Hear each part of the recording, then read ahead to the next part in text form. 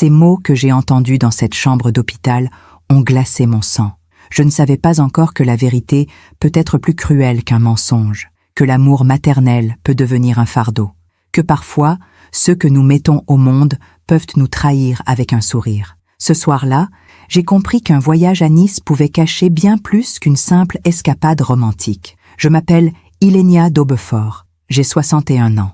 Et voici l'histoire que j'ai portée seule, trop longtemps, comme un poids sur la poitrine. Tout a commencé un mardi matin de septembre 2024, dans notre appartement du 16e arrondissement.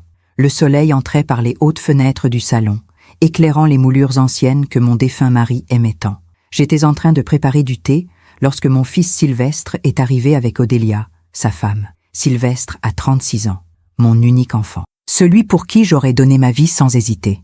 Grand, les cheveux châtains toujours bien coiffés, costume 3 pièces, même le week-end. Il travaille dans la finance, comme son père avant lui. Depuis qu'il a épousé Odélia il y a 4 ans, j'ai l'impression de le voir de moins en moins. Mais ce matin-là, il était là, souriant, avec cette lueur dans les yeux que je ne lui avais pas vue depuis longtemps. « Maman, nous avons une faveur à te demander », a-t-il dit en s'asseyant sur le canapé Chesterfield. Odélia s'est installée à côté de lui. Elle avait 29 ans à l'époque. Blonde, mince, toujours élégante dans ses tailleurs Chanel. Issue d'une famille bourgeoise de Neuilly, elle avait perdu ses parents dans un terrible accident de voiture sur l'autoroute A6, 7 ans plus tôt, en 2017. Elle n'avait que 22 ans.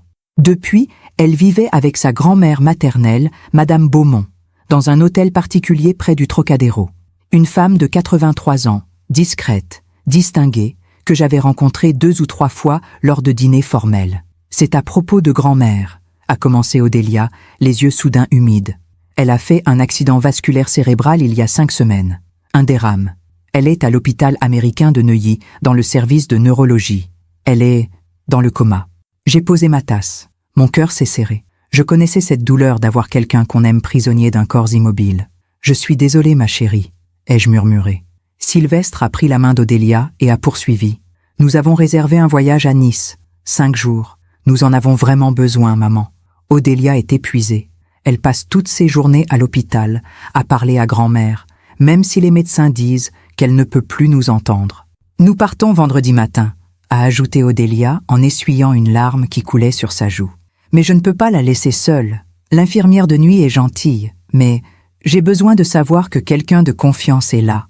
Quelqu'un qui puisse lui parler, lui tenir la main, veiller sur elle. » Elle m'a regardé avec ses yeux de chien battu qui ont toujours su toucher mon cœur. « Accepteriez-vous de rester avec elle pendant notre absence, Ilenia ? Juste 5 jours. Vous pourriez dormir dans la chambre privée à côté de la sienne.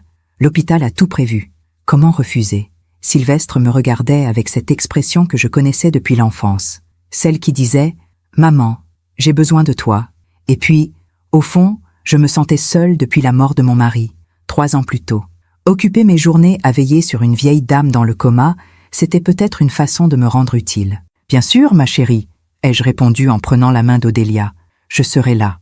Ne t'inquiète de rien. » Le soulagement sur leur visage était si intense que j'ai senti une chaleur dans la poitrine. J'étais une bonne mère, une bonne belle-mère. Je faisais ce qu'il fallait.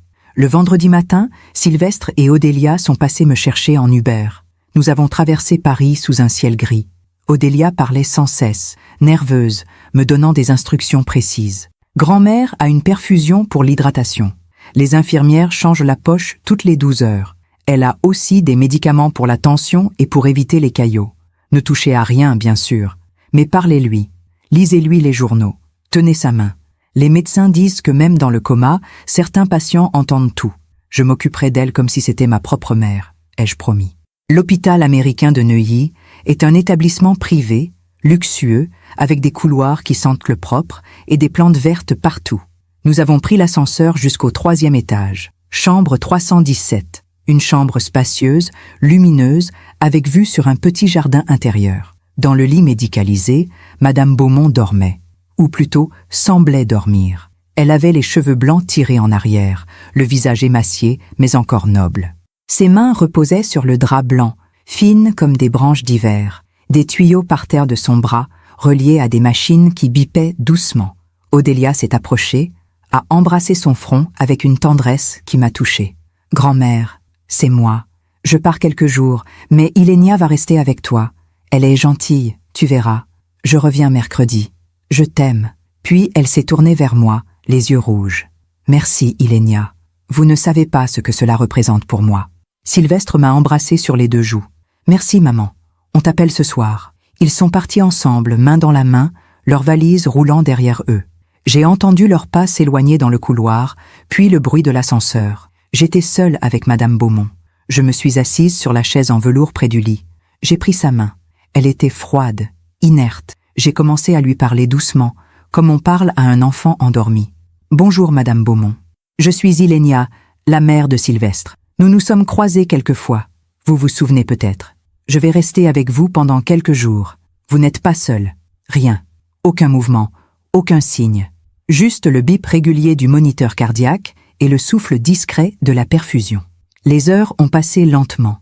J'ai lu Le Figaro à voix haute. J'ai regardé par la fenêtre. J'ai bu du thé que l'infirmière m'avait apporté. À 19h, une aide-soignante est venue vérifier la perfusion et ajuster les oreillers. Elle m'a souri gentiment. « Vous êtes de la famille ? La belle-mère de sa petite-fille. C'est bien que vous soyez là. Les patients sentent la présence. » Puis elle est repartie, refermant la porte derrière elle. La nuit est tombée. Les lumières du jardin intérieur se sont allumées, projetant des ombres douces sur les murs.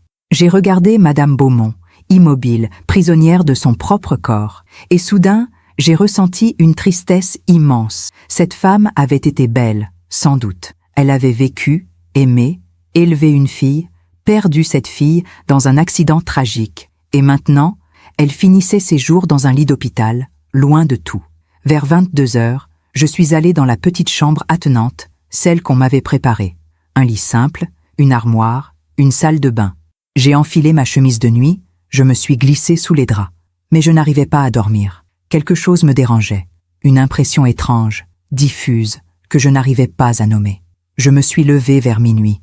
J'ai enfilé ma robe de chambre et je suis retournée dans la chambre de Madame Beaumont. La veilleuse diffusait une lumière bleutée.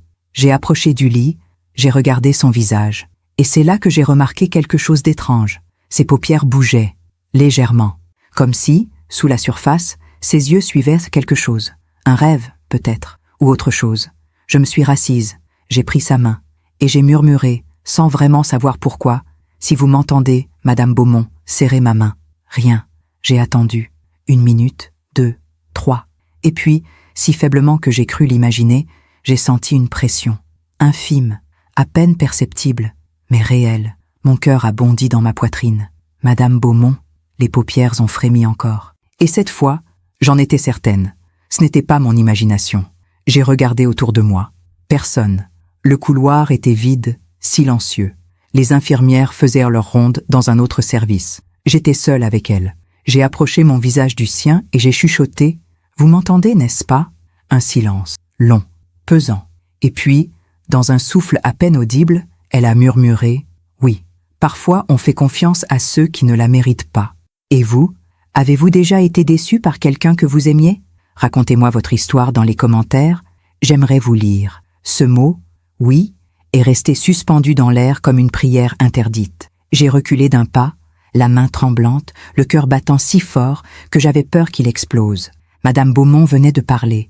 Elle venait de me répondre. Cette femme, qu'Odélia et les médecins disaient plongée dans un coma profond depuis 5 semaines, venait de prononcer un mot. « Madame Beaumont », ai-je chuchoté, la voix brisée par l'émotion. « Vous êtes consciente ?» Ses paupières ont frémi encore. Elle a pris une inspiration lente, difficile, comme si chaque souffle lui coûtait un effort surhumain. Puis, dans un murmure à peine audible, elle a dit « Pas ici, trop risqué ». J'ai jeté un regard vers la porte. Le couloir était toujours silencieux. Les machines continuaient leur balai mécanique. Bip, bip, bip, comme si rien n'avait changé. Mais tout avait changé. « Que voulez-vous dire ?» ai-je demandé, me penchant plus près encore. Elle a fermé les yeux, comme épuisée par cet échange minuscule. J'ai attendu. 1 minute, 2, 5, rien. Elle était retournée dans ce silence qui ressemblait à la mort. J'ai passé le reste de la nuit assise sur cette chaise en velours, incapable de fermer l'œil. Mon esprit tournait en boucle. Pourquoi faisait-elle semblant d'être dans le coma? Pourquoi me dire que c'était trop risqué de parler ici? Risqué pour qui? Pour elle? Pour moi? À 6 heures du matin, L'infirmière de jour est entrée, souriante, avec son chariot de médicaments. Une jeune femme brune, professionnelle, qui a vérifié les constantes de Madame Beaumont sans remarquer mon trouble. « Vous avez passé une bonne nuit ?»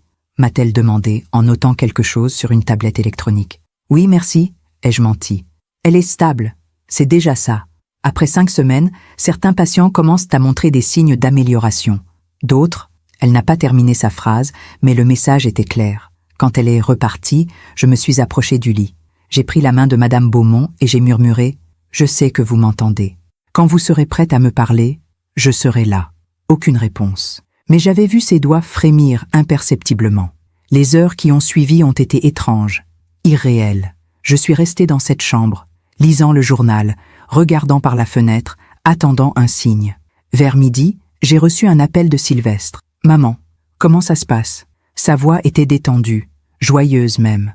J'imaginais la promenade des Anglais, le soleil, les terrasses de café. « Tout va bien, mon chéri. » Madame Beaumont est stable. Les infirmières sont très attentives. Odélia est soulagée. Elle te remercie encore. On profite bien, le temps est magnifique. C'est bien, mon chéri. Profitez-en. Quand j'ai raccroché, je me suis sentie mal à l'aise, comme si je venais de mentir. Mais que pouvais-je dire? Ton épouse ment? La grand-mère n'est pas dans le coma? Sans preuve, sans comprendre ce qui se passait vraiment, c'était impossible. J'ai décidé d'attendre, d'observer, de comprendre. L'après-midi s'est écoulé lentement. Vers 16 heures, une aide-soignante est venue donner un bain de lit à Madame Beaumont. Je suis sortie dans le couloir, j'ai marché jusqu'à la petite cafétéria du rez-de-chaussée, j'ai bu un café serré, regardant les gens aller et venir, des familles inquiètes, des patients en robe de chambre, des médecins pressés. Je pensais à Odélia, cette jeune femme que j'avais accueillie dans notre famille avec tant de chaleur. Je me souvenais du jour où Sylvestre me l'avait présentée, il y a 5 ans, en 2019, un déjeuner dans un restaurant du Marais. Elle était charmante, cultivée, douce, orpheline depuis 2 ans à ce moment-là, vivant avec sa grand-mère. Sylvestre était fou amoureux. Il la regardait comme mon défunt mari me regardait autrefois. « Elle a traversé tellement d'épreuves, maman », m'avait-il dit ce jour-là. « Je veux la rendre heureuse. » Et je l'avais cru. J'avais vu dans Odélia une jeune femme blessée par la vie, cherchant un refuge, une famille. J'avais été heureuse pour eux quand ils s'étaient mariés en juin 2020 dans la chapelle de Neuilly. Une cérémonie intime, élégante. Madame Beaumont était là, dans un tailleur gris-perle, le regard fier posé sur sa petite fille unique. Mais aujourd'hui, quelque chose clochait, quelque chose que je n'arrivais pas encore à nommer. Quand je suis revenue dans la chambre, vers 17 heures, Madame Beaumont était seule. L'aide-soignante était repartie. Les draps étaient neufs frais, le visage de la vieille dame propre et peigné. J'ai refermé la porte derrière moi et j'ai tiré le rideau qui séparait le lit de l'entrée. Puis je me suis assise et j'ai attendu. Le temps passait. Dehors, la lumière déclinait. Le jardin intérieur s'est teinté d'or, puis de mauve. Les ombres se sont allongées sur les murs. J'ai allumé la veilleuse. Et j'ai attendu encore. Vers 20 heures, alors que je commençais à croire que j'avais tout imaginé, Madame Beaumont a ouvert les yeux. Pas lentement, pas progressivement. D'un coup, comme quelqu'un qui sort d'un cauchemar. Elle m'a regardé. Ses yeux étaient clairs, lucides, terrifiants de conscience. Ils sont partis, a-t-elle murmuré, la voix rauque mais distincte. Oui, ai-je soufflé, le cœur cognant dans ma poitrine. Sylvestre et Odélia sont à Nice. Combien de temps? 5 jours. Ils reviennent, mercredi. Elle a fermé les yeux, comme soulagée. Puis elle a murmuré, « Nous n'avons pas beaucoup de temps. » De temps pourquoi? Ai-je demandé, la gorge serrée. Elle a tourné la tête vers moi. Et ce que j'ai lu dans son regard m'a glacé le sang. De la peur. Une peur immense, viscérale. « Ils essaient de me tuer », a-t-elle dit. Le monde s'est arrêté. J'ai entendu ces mots, mais mon cerveau refusait de les comprendre, de les accepter. C'était impossible, absurde. Sylvestre était mon fils. Odélia était une jeune femme douce, aimante. Comment pouvait-il... Je ne comprends pas, ai-je balbutié. Madame Beaumont a pris une inspiration douloureuse. Elle parlait lentement, chaque mot semblant lui coûter un effort. Il y a 6 semaines, début août, j'ai commencé à me sentir bizarre, confuse. J'oubliais des choses, des noms, des dates. Je me perdais dans ma propre maison. Je croyais que c'était l'âge, la maladie d'Alzheimer. Odélia était si attentionnée. Elle m'apportait mes médicaments chaque matin, chaque soir. Elle disait que c'était pour ma tension, pour mon cœur. Elle s'est tue un instant, les yeux fermés, rassemblant ses forces. Mais un soir, j'ai trouvé des boîtes vides dans la poubelle de la cuisine, des somnifères, des anxiolytiques, des doses que je n'avais jamais prescrites. J'ai compris. Il me droguait. J'ai porté la main à ma bouche, horrifiée. Pourquoi? Ai-je murmuré. Mon patrimoine, l'hôtel particulier, les placements, tout ce que ma famille a construit pendant 3 générations. Odélia est ma seule héritière, mais elle voulait tout. Maintenant, pas attendre ma mort naturelle. Me rendre sénile, incapable, pour devenir ma tutrice légale, avec l'aide de votre fils. Les mots sont tombés comme des pierres. Non, ai-je soufflé. Non, Sylvestre ne ferait jamais. Il a signé les papiers, a-t-elle coupé, la voix dure. J'ai trouvé les documents dans le bureau d'Odélia. Une demande de mise sous tutelle, déjà préparée, déjà datée. Ils attendaient juste que je devienne assez confuse pour convaincre un médecin. Je me suis levée, chancelante, me tenant au bord du lit. Mon fils, mon Sylvestre, celui que j'avais porté, nourri, élevé, celui qui récitait des poèmes à 4 ans et embrassait mes mains quand il avait du chagrin. Il y a 5 semaines, a continué Madame Beaumont, épuisée, ils ont augmenté les doses, beaucoup trop. Une nuit, je me suis effondrée dans ma chambre. Odélia a appelé le SAMU. Les médecins ont diagnostiqué un accident vasculaire cérébral, mais ce n'était pas ça. C'était une overdose. Pourquoi ne pas leur dire? Aux médecins, aux infirmières, elle m'a regardée avec une tristesse infinie. Parce qu'ils ne me croiraient pas. Une vieille femme de 83 ans, confuse, droguée pendant des semaines. Ils penseraient que je délire. Et Odélia est là tous les jours, jouant la petite fille dévouée. Qui croiriez-vous, Ilenia? Une vieille mourante ou une jeune femme en larmes? Elle avait raison. Et je le savais. Alors j'ai décidé de faire semblant, a-t-elle murmuré. De rester silencieuse, d'attendre, de réfléchir. Mais il me fallait quelqu'un en qui avoir confiance. Quelqu'un qui ne soit pas complice. Et quand Odélia a dit que vous viendriez, j'ai su que c'était ma chance. Pourquoi moi? Parce que vous êtes sa mère. Si quelqu'un peut le faire revenir à la raison, c'est vous. Nous avons parlé longtemps cette nuit-là, à voix basse, dans la pénombre bleutée de cette chambre d'hôpital. Elle m'a raconté tout. Les mois de manipulation, les doses augmentées progressivement, les conversations qu'elle entendait, tard le soir, dans le salon de l'hôtel particulier. Odélia et Sylvestre discutant de procuration, de notaire, de ventes immobilières. Ils pensaient que je dormais, a-t-elle dit, la voix brisée. Mais je les entendais, chaque mot, chaque plan. Vers minuit, elle était épuisée. Elle a refermé les yeux et m'a dit « Si quelqu'un entre, je redeviens immobile. Ne dites rien, pas encore. Nous devons être prudentes. » Je suis retournée dans ma petite chambre. Je me suis allongée sur le lit, tout habillée, les yeux grands ouverts dans le noir. Mon fils, mon Sylvestre, comment en étions-nous arrivés là? Pendant que je raconte tout cela, je me demande d'où vous m'écoutez. Écrivez le nom de votre ville en commentaire. Je n'ai pas dormi cette nuit-là. Impossible. Les mots de Madame Beaumont tournaient dans ma tête comme un disque rayé. Ils essaient de me tuer. Votre fils a signé les papiers. Mon Sylvestre, mon petit garçon. Je me souvenais de lui à 5 ans, assis sur mes genoux dans notre ancien appartement du Marais, avant que nous déménagions dans le 16e. Il avait renversé son verre de lait sur le tapis et pleurait, terrorisé par ma réaction. Je l'avais serré contre moi en lui disant « Ce n'est qu'un tapis, mon amour. Toi, tu es irremplaçable. » Comment cet enfant était-il devenu un homme capable de droguer une vieille dame pour voler son héritage? À 6 heures du matin, je me suis levée, j'ai pris une douche froide pour chasser la fatigue et les pensées noires, puis je suis retournée dans la chambre de Madame Beaumont. Elle dormait ou faisait semblant. L'infirmière de jour est arrivée peu après, à vérifier la perfusion, à noter les constantes. « Tout va bien ?» m'a-t-elle demandé avec ce sourire professionnel qu'ont tous les soignants. « Oui, merci. » Mensonge. Rien n'allait bien. Mais comment expliquer l'inexplicable? Vers 9 heures, mon téléphone a vibré. Un message de Sylvestre. « Bonjour maman. On a bien dormi. Aujourd'hui visite de la vieille ville et déjeuner sur le port. Bisous. » J'ai regardé ce message longtemps. Les mots étaient innocents, banals. Mais maintenant, tout prenait un autre sens. Ils profitaient de Nice pendant que leur victime gisait dans un lit d'hôpital, droguée, silencieuse, prisonnière de son propre corps. J'ai répondu « Profitez bien, mon chéri. Tout va bien ici. » Chaque mot me brûlait la gorge. Dans l'après-midi, alors que l'infirmière était partie déjeuner, Madame Beaumont a rouvert les yeux. Cette fois, elle semblait plus forte, plus déterminée. « Ilenia, a-t-elle murmuré, il faut que je vous raconte tout depuis le début, pour que vous compreniez. » Je me suis assise près d'elle, j'ai pris sa main, ce geste qui était devenu notre langage secret, et j'ai écouté. « Odélia est arrivée dans ma vie quand elle avait 22 ans, a-t-elle commencé, la voix encore fragile mais claire. C'était en octobre 2017, juste après l'accident. Ma fille unique, Isabelle, et son mari, Grégoire, venèrent de mourir sur l'Assis, près de Beaune. Un camion qui avait perdu le contrôle. Ils revenaient de vacances en Provence. Elle a fermé les yeux, submergée par cette douleur qui ne s'efface jamais. Odélia était étudiante à Sciences Po, brillante, jolie.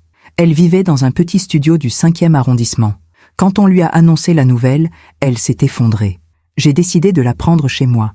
Elle était seule au monde, comme moi. Nous étions tout ce qui nous restait. Elle a emménagé dans l'hôtel particulier? Oui, dans la chambre du 2e étage, celle qui donne sur le jardin. Au début, tout allait bien. Elle étudiait. Je cuisinais. Nous dînions ensemble, nous parlions de sa mère, nous pleurions ensemble. Mais avec le temps, j'ai commencé à remarquer des choses. Quelles choses? Madame Beaumont a ouvert les yeux et m'a regardé intensément. Elle recevait beaucoup de visites, des hommes, des jeunes hommes différents chaque semaine. Je ne suis pas prude, Ilenia, mais il y avait quelque chose de calculé dans ces relations. Elle ne les aimait pas.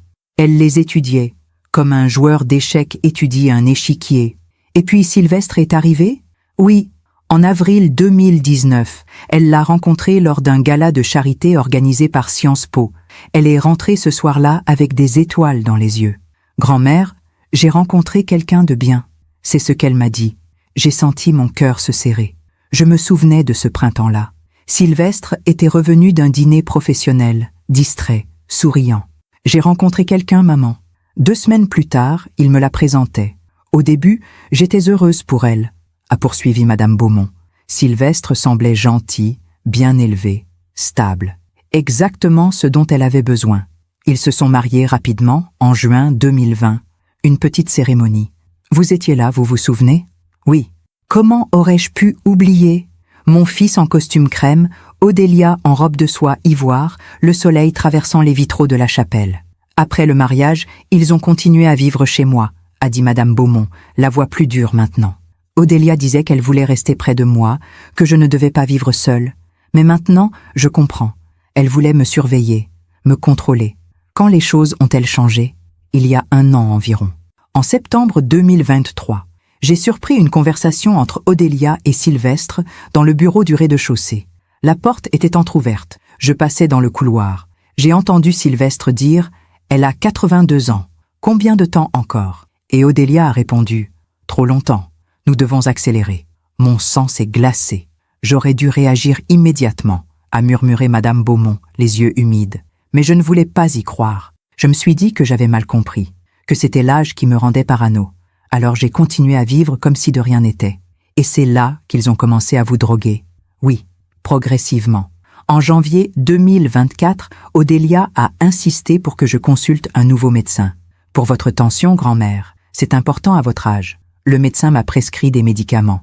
Odélia se chargeait de me les donner, matin et soir. Avec un grand verre d'eau et un sourire, elle a serré ma main plus fort. Au début, je ne remarquais rien, juste une légère somnolence. Puis, en mars, j'ai commencé à oublier des choses. Où j'avais posé mes clés? Quel jour nous étions? Des conversations entières disparaissaient de ma mémoire. En mai, c'était pire. Je me levais la nuit, désorientée. Je ne reconnaissais plus les pièces de ma propre maison. Odélia jouait la petite fille inquiète? Exactement.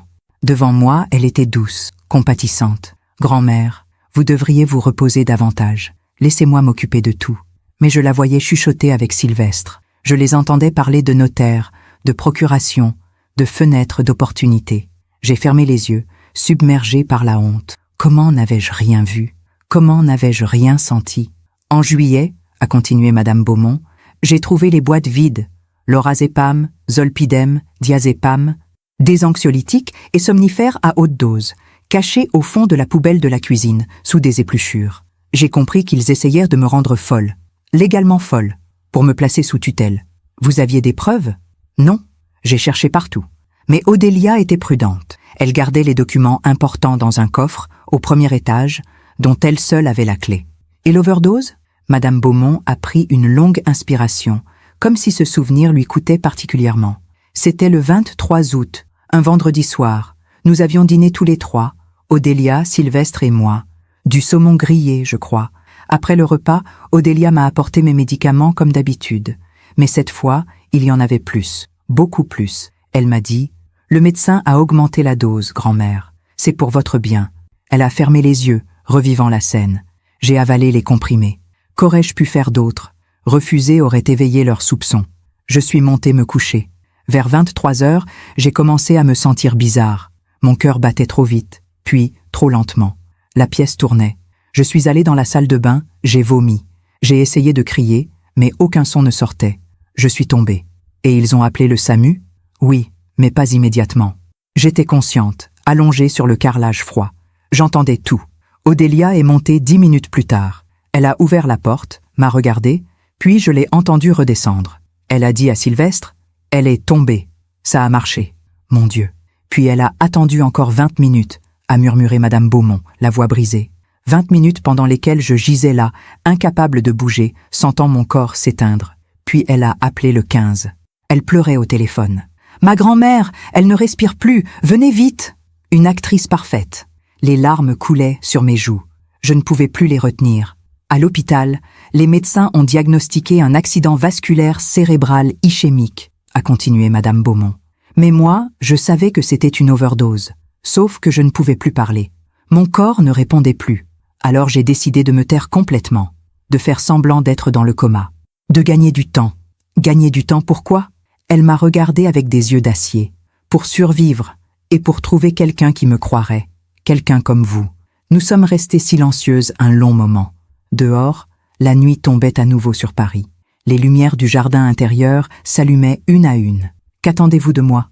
ai-je finalement demandé, la gorge serrée. « Aidez-moi à sortir d'ici, discrètement, avant qu'ils ne reviennent de Nice. »« Mais comment? Vous êtes sous perfusion. Les médecins ne vous laisseront jamais partir. Vous trouverez un moyen. Vous devez.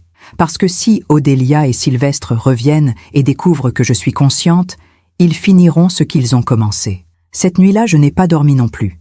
J'ai réfléchi, calculé, cherché une solution. Comment sauver cette femme? Comment affronter mon propre fils? Comment accepter que celui que j'avais mis au monde était devenu un monstre? Et surtout, comment vivre avec le fait que je n'avais rien vu venir? Pendant que je raconte tout cela, je me demande d'où vous m'écoutez. Écrivez le nom de votre ville en commentaire. Le dimanche matin est arrivé avec une lumière grise et froide. Septembre, à Paris. Les feuilles commençaient à jaunir dans le petit jardin de l'hôpital. J'étais debout depuis l'aube, assise dans la chambre de Madame Beaumont, à regarder les machines qui bipaient régulièrement, comme si tout était normal. Mais rien n'était normal. J'avais passé la nuit à élaborer des plans impossibles. Débrancher la perfusion? Les alarmes se déclencheraient immédiatement. Demander une sortie contre avis médical? Il me faudrait l'autorisation de la famille, c'est-à-dire Odélia. Prévenir la police? Avec quelles preuves? Les accusations d'une vieille dame que tout le monde croyait dans le coma et les soupçons d'une belle-mère qui venait de découvrir la vérité? Non, personne ne nous croirait. Vers 8 heures, l'infirmière du dimanche est entrée. Une femme d'une 50aine d'années, aux cheveux courts et au regard fatigué. Elle a vérifié les constantes de Madame Beaumont en silence, puis s'est tournée vers moi. « Vous tenez le coup, madame? Vous n'êtes pas obligée de rester ici tout le temps. Il y a une salle de repos au bout du couloir. Je préfère rester près d'elle, ai-je répondu doucement. Elle a hoché la tête avec compréhension. C'est rare, vous savez. La plupart des familles viennent 1 heure par jour, parfois moins. Mais vous êtes là jour et nuit. Elle a de la chance, si seulement elle savait. Quand l'infirmière est repartie, j'ai murmuré à Madame Beaumont, elle vient de me donner une idée. Ses paupières ont frémi imperceptiblement. Si je peux convaincre le personnel que vous allez mieux, qu'ils peuvent vous transférer dans un service de rééducation ou même vous laisser rentrer chez vous, nous aurions une chance. Mais comment? Les médecins ne décideraient jamais ça sans examen approfondi. Et si Madame Beaumont se réveillait soudainement après 5 semaines de coma, les médecins voudraient comprendre pourquoi. Ils feraient des analyses de sang. Ils découvriraient peut-être les traces de médicaments. Non, c'était trop risqué. Vers 10 heures, mon téléphone a vibré. Un appel de Sylvestre cette fois. « Maman, comment vas-tu » Sa voix était détendue, joyeuse. J'imaginais la terrasse ensoleillée, le bruit des vagues. Odélia à ses côtés, sirotant un café. « Je vais bien, mon chéri. Et vous? On s'amuse beaucoup. Hier, on a visité le musée Matisse. Aujourd'hui, on va peut-être louer un bateau pour la journée. Un bateau, pendant que leur victime gisait dans un lit d'hôpital. C'est merveilleux, ai-je répondu, la voix étranglée. Et grand-mère? J'ai regardé Madame Beaumont, immobile dans son lit, les yeux fermés. Stable. Les infirmières disent qu'il n'y a pas de changement. C'est bien. Enfin, je veux dire, c'est triste. Mais au moins, elle ne souffre pas. Ne souffre pas. Mon fils croyait vraiment ça? Ou mentait-il aussi bien qu'Odélia? Passe-moi Odélia une seconde, ai-je demandé sans savoir pourquoi. Un bruit de fond, des rires, puis la voix d'Odélia. Ilénia, merci encore pour tout. Vous ne pouvez pas savoir ce que ça représente pour moi. Grand-mère elle est tout ce qui me reste de ma mère. Le mensonge était tellement parfait que j'ai failli y croire moi-même. Je sais, ma chérie. Profitez bien de ces quelques jours. Vous en aviez besoin. Vous êtes un ange, Ilénia. À très bientôt. Quand j'ai raccroché, j'avais les mains tremblantes. Comment pouvait-on mentir avec autant de sincérité dans la voix? Comment pouvait-on parler d'amour tout en planifiant un meurtre? L'après-midi s'est écoulé dans une étrange léthargie. J'ai lu le journal à Madame Beaumont à voix haute, des articles sur la politique, l'économie, des choses sans importance, tout pour maintenir l'apparence de la normalité. Une aide-soignante est venue vers 15 heures, a vérifié la perfusion, a changé la poche d'hydratation. Elle a l'air paisible, a-t-elle dit en regardant Madame Beaumont. Paisible. Le mot m'a déchiré le cœur. Vers 17 heures, alors que le personnel se préparait pour le changement d'équipe, Madame Beaumont a rouvert les yeux.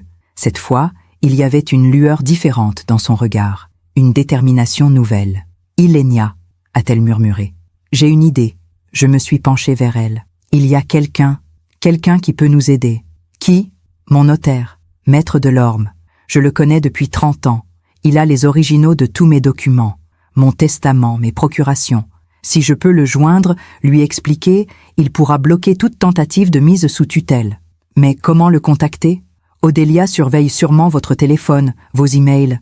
Utilisez le vôtre. Son cabinet est rue de Rivoli. Dites-lui que c'est de ma part, qu'il vienne me voir ici, discrètement.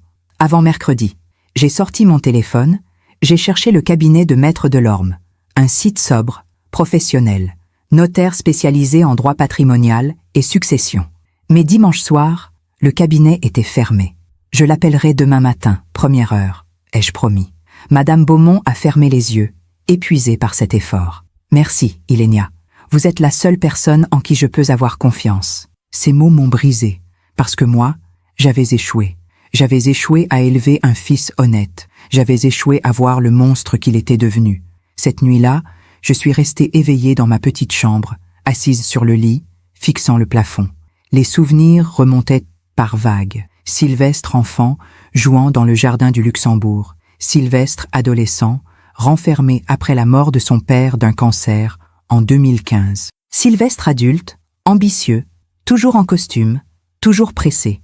Quand avait-il changé? Ou avais-je simplement refusé de voir ce qu'il était devenu? Je me souvenais d'une conversation, il y a 2 ans, à Noël 2022. Nous dînions chez moi, Sylvestre, Odélia et moi. Sylvestre parlait de son travail, de ses clients fortunés, de l'argent qui circulait dans les hautes sphères de la finance. Tu sais, maman, dans ce milieu, il y a 2 types de personnes.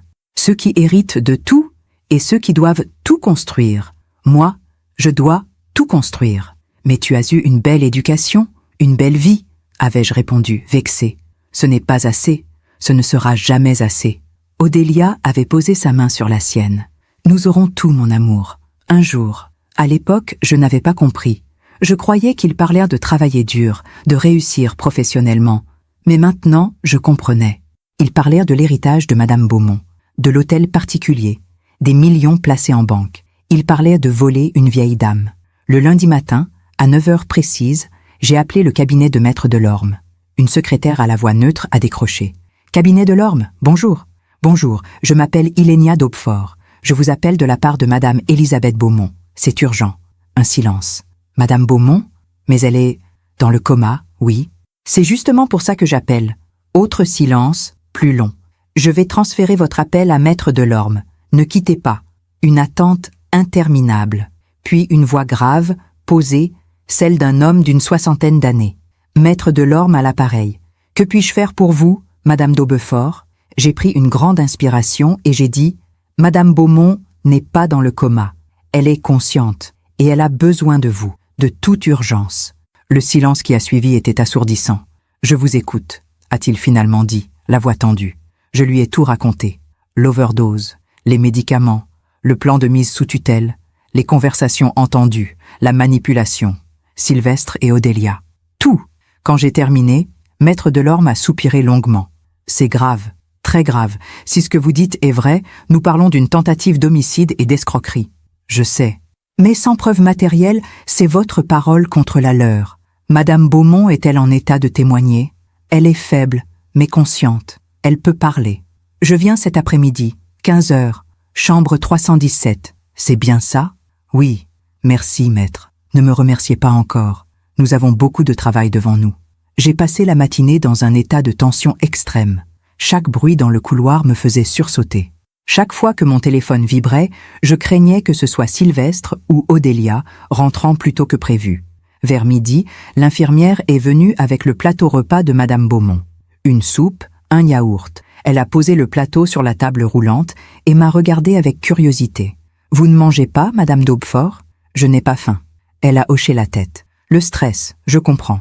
Mais vous devez prendre soin de vous aussi. » Quand elle est repartie, j'ai murmuré à Madame Beaumont « Maître Delorme vient à 15 heures. » Ses doigts ont bougé légèrement sous le drap, un signe de soulagement. À 15 heures précises, un homme est entré dans la chambre. Grand, cheveux gris, costume sombre, mallette en cuir. Il avait le visage de quelqu'un qui a vu beaucoup de tragédies humaines et qui ne s'étonne plus de rien. « Madame d'Aubefort » ? Oui. Il a refermé la porte derrière lui, a tiré le rideau qui séparait le lit de l'entrée, créant un espace d'intimité. « Madame Beaumont » a-t-il dit à voix basse. « C'est moi, Édouard Delorme. » Les yeux de Madame Beaumont se sont ouverts, et pour la première fois depuis mon arrivée, j'ai vu des larmes couler sur ses joues. « Édouard » a-t-elle murmuré. Il s'est assis près du lit, a pris sa main avec une douceur infinie. « Racontez-moi tout, depuis le début. » Et elle a raconté. Avec des pauses, des tremblements dans la voix, mais elle a tout dit. Les mois de manipulation, les médicaments, l'overdose, le plan de mise sous tutelle, Sylvestre et Odélia. Maître Delorme m'écoutait, le visage impassible, mais je voyais ses mâchoires se crisper. Quand elle a terminé, il a ouvert sa mallette et en a sorti plusieurs documents. J'ai ici votre testament original, daté de janvier 2023. Vous léguez l'intégralité de votre patrimoine à Odélia, votre unique héritière. C'est bien ça? Oui, a murmuré Madame Beaumont. Mais je veux le changer. Maintenant. Nous allons le faire. Mais d'abord, nous devons vous sortir d'ici. Légalement. Comment? Ai-je demandé. Maître Delorme s'est tourné vers moi. En demandant un transfert médical vers une clinique privée. Une clinique où j'ai des contacts, où Madame Beaumont pourra être en sécurité, loin d'Odélia et de votre fils. Mais pour ça, il nous faut l'accord d'un médecin. Quel médecin acceptera de transférer une patiente dans le coma? Un médecin qui saura la vérité. Il s'est levé, a regardé Madame Beaumont avec gravité. Je vais parler au chef de service, confidentiellement. En tant que notaire, je peux invoquer le secret professionnel et la protection d'une personne vulnérable. Mais il faut faire vite. Quand reviennent-ils de Nice? Mercredi, ai-je répondu. Nous avons donc 48 heures. Je me demande encore si j'ai fait le bon choix. Et vous? Qu'auriez-vous fait à ma place? Maître Delorme est parti vers 16 heures, sa mallette sous le bras, le visage grave. Avant de franchir la porte, il s'est retourné vers moi. Ne dites rien à personne, ni aux infirmières, ni à votre fils s'il appelle. Continuez à jouer votre rôle. Je reviens demain matin avec le docteur Mercier. C'est le chef du service de neurologie. Un homme intègre. Et s'il refuse de nous croire? Il ne refusera pas. Pas quand il aura tous les faits. Quand il est parti, je me suis effondrée sur la chaise près du lit. L'adrénaline qui m'avait tenue éveillée toute la journée se dissipait, me laissant vidée, tremblante. Madame Beaumont a ouvert les yeux et m'a regardée avec une tendresse inattendue. Vous auriez pu partir, Ilenia. Fermer les yeux, prétendre que tout allait bien. Mais vous êtes restée. Comment aurais-je pu partir? Ai-je murmuré, la gorge serrée. Beaucoup l'auraient en fait. Par lâcheté, par amour aveugle pour leur enfant. Mais vous avez choisi la vérité, même si elle vous brise.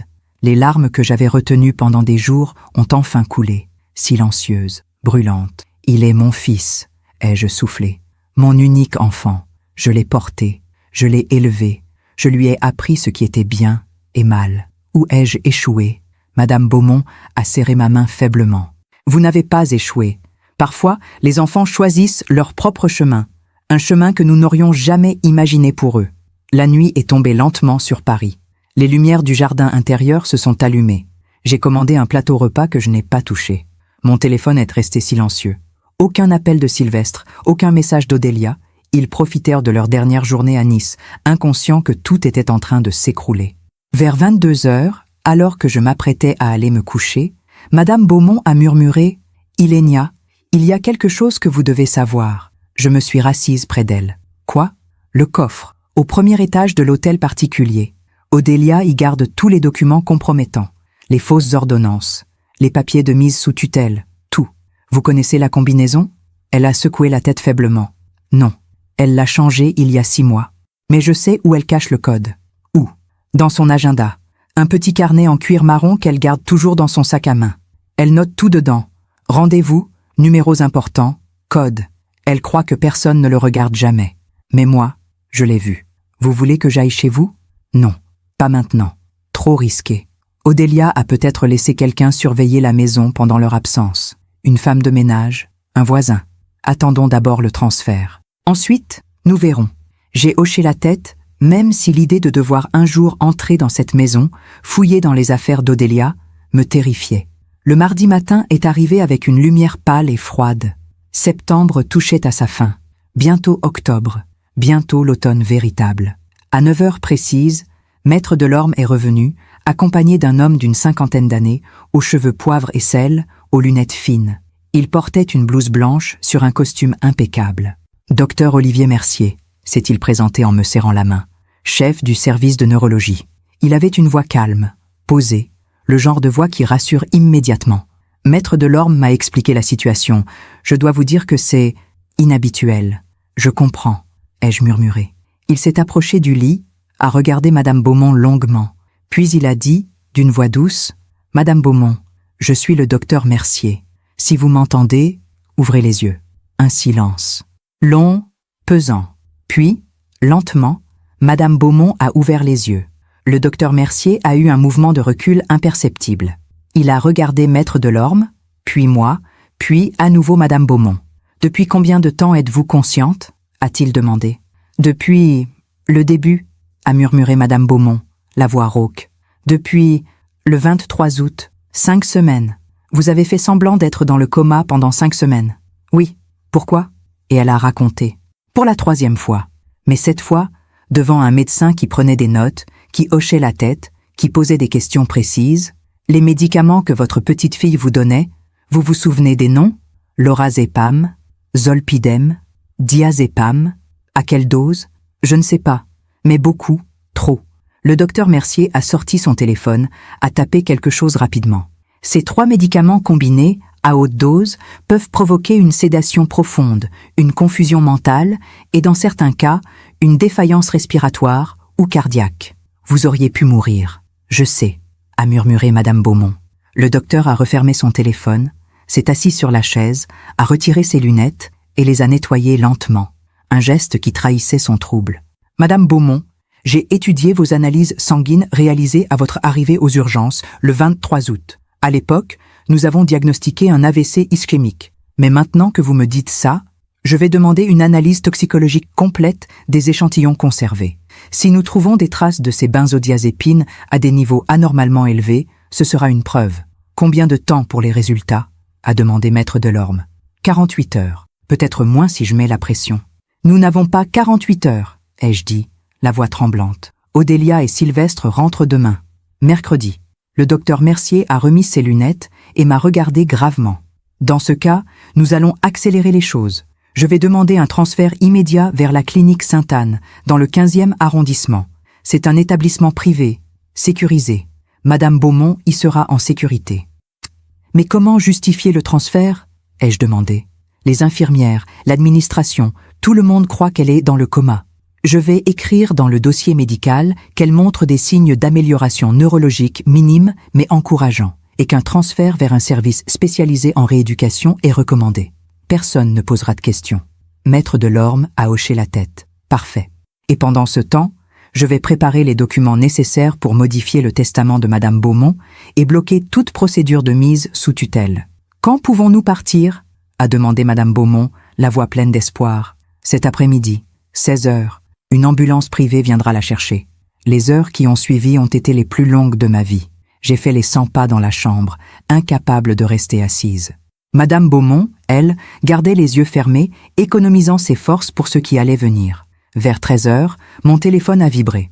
Un message de Sylvestre. « Dernier jour à Nice. On rentre demain en fin de matinée. Bisous maman. » Demain. Il rentrait demain. J'ai répondu « Bon retour mon chéri. Faites attention sur la route. » Puis j'ai éteint mon téléphone. Je ne voulais plus entendre sa voix. Pas maintenant. À 15h30, une infirmière est venue vérifier une dernière fois les constantes de Madame Beaumont.